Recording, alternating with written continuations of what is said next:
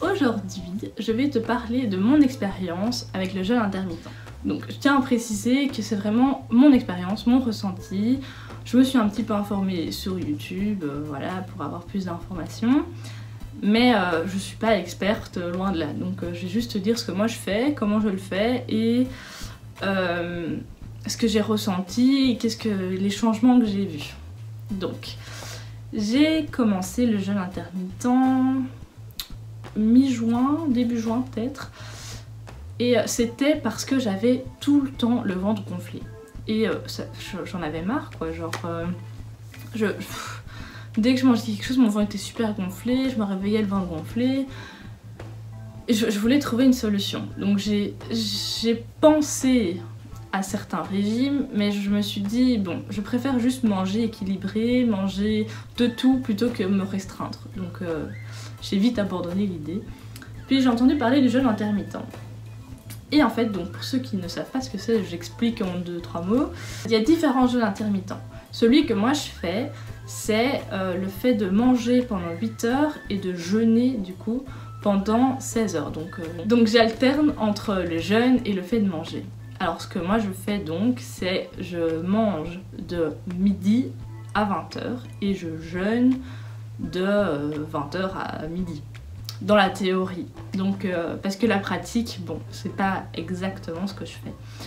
Alors, donc j'ai commencé à le faire vraiment assez strict. Vraiment, je mangeais à midi, je m'arrêtais de manger à 20 heures. Sauf que quand je suis chez des gens, quand je suis avec des amis, on va boire un verre, etc. etc. je vais pas juste dire non, moi je mange plus rien, j'arrête tout. Parce que bah, c'est pas viable et le but c'est pas de se restreindre. Donc le principe c'est que pendant le moment où on ne mange pas, on peut boire de l'eau, on peut boire du café, du thé, tant qu'on n'ajoute pas de sucre. Donc en fait, le but c'est de pas de manger de calories en fait. Et en fait c'est très conseillé de boire de l'eau. Donc voilà, donc le matin je me réveille, je me fais un café, je bois de l'eau jusqu'à midi. Puis là à midi je me fais à manger. Dans l'idéal, je me ferai un 4h à 4h, mais je le fais rarement. Puis je mange vers 19h pour qu'à 20h, j'arrête de manger.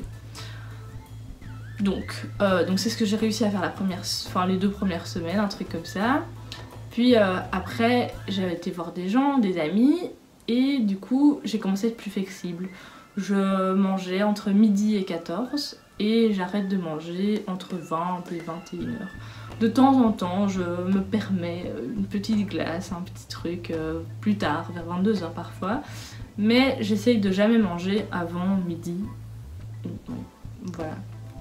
Donc voilà, c'est ça le jeûne intermittent. Alors c'est vraiment pas du tout restrictif, je trouve. Parce que du coup, en fait, c'est juste on déjeune pas, quoi, c'est tout. En soi, pour ceux qui adorent déjeuner, vous pourriez faire dans l'autre sens. Donc il faut manger de 8 à 16 et après vous mangez plus.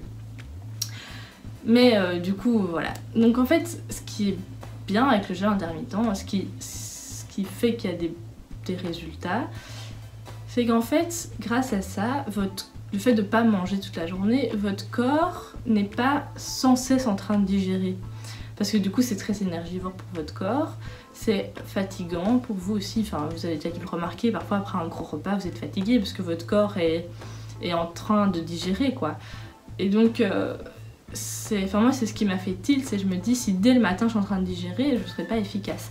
Et j'ai vu dans des vidéos qui disaient que au moment le plus tard du jeûne, donc vers midi, c'est le moment où on est le plus efficace. Et bon ça je redis ce que j'ai vu dans la vidéo.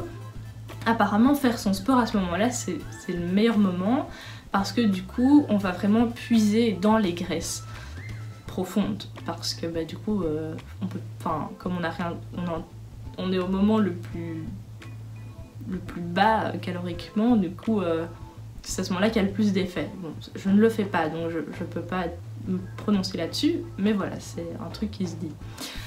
Donc moi j'adore, franchement, c'est... En fait, tout simplement, c'est un gain de temps le matin, parce que faire son petit déjeuner, ça prend du temps. Et moi, j'adore me lever tôt pour pouvoir faire plein de choses, mais déjeuner, ça me prend à chaque fois 1 heure, donc ça me fait perdre plein de temps. Donc je me fais juste un café avec de l'eau. Et donc ça c'est la grande nouveauté, c'est que je bois maintenant mon café noir parce que si tu mets du sucre ou du lait, c'est des calories, donc ça va pas. Et donc j'ai pris du temps à trouver mon café parfait, mais je l'ai enfin trouvé, donc maintenant c'est un plaisir de boire mon café au matin. Et donc voilà, et en fait un truc que j'ai vraiment remarqué, c'est que je bois beaucoup plus d'eau. Parce que en fait le sentiment de faim et de soif, apparemment ça vient du même endroit. Et donc parfois quand on a faim, en fait on a soif. Et donc avant midi 14h, quand je sens que j'ai faim, je bois de l'eau. Et du coup, j'ai réhydraté mon corps parce que de base je bois pas d'eau en fait, vraiment. Je vais pas dire genre je bois de temps en temps, non je bois pas d'eau. Donc grâce à ça maintenant je bois tout le temps, tous les jours de l'eau parce que j'ai soif. Et je me suis vraiment rendu compte que parfois le soir je me sentais assoiffée, je me dis ok il faut que je boive plus d'eau et je suis si contente d'avoir retrouvé cette sensation de soif parce que du coup, pour beaucoup de gens c'est contraignant de boire de l'eau, on sait que c'est bon pour la santé mais bon ça fait chier quoi, limite, on n'y pense pas, en plus ça donne toujours envie d'aller faire pipi, mais donc voilà, j'ai vraiment retrouvé cette sensation de soif. Cette sensation de faim aussi, et j'ai je vais pas dire plus jamais, mais j'ai beaucoup moins souvent le ventre gonflé. Donc tous mes objectifs sont atteints, je suis vraiment super contente de ça. Après, faut voir si quand je recommencerai les cours, si ce sera faisable. Parce que là je le faisais, bon je suis chez moi, je fais pas trop d'activités, ça creuse pas trop quoi. Puis quand je suis chez moi, je peux me permettre de boire 1 litre d'eau au matin, mais si je suis en cours, je vais pas aller faire pipi toutes les minutes quoi. Donc voilà, je sais pas si je vais continuer jusqu'à ce moment-là, enfin jusqu'à quand j'aurai cours, mais apparemment c'est bien de faire le jeûne intermittent 1 fois par semaine, genre on n'est pas obligé de le faire tous les jours. Après il y en a qui disent qu'il faut faire tous les jours pour voir des résultats, peut-être, mais ça fait pas de mal, au contraire, de le faire 1 fois par semaine, juste pour un peu reposer le corps. Donc à mon avis, j'opterai pour cette solution-là, et quand j'aurai la possibilité de le faire, je le ferai.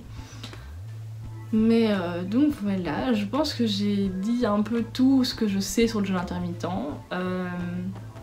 Moi en tout cas, j'adore, franchement, je le recommande. Après, je sais que si vous commencez à travailler très tôt, ou vous levez très tôt, ça peut être plus difficile. Mais dans ce cas-là, je vous dirais juste de déplacer les heures où vous mangez. Vous pouvez manger de 11 à 19. Vous n'êtes pas obligé de manger de midi à 20. Donc je pense que ça peut être une alternative. Et voilà. Donc je pense que j'ai fait le tour de la question. Si tu as des questions, n'hésite pas. Si tu fais aussi un jeûne intermittent, parle-moi de ton expérience dans les commentaires. Et merci beaucoup d'avoir regardé cette vidéo. À très vite.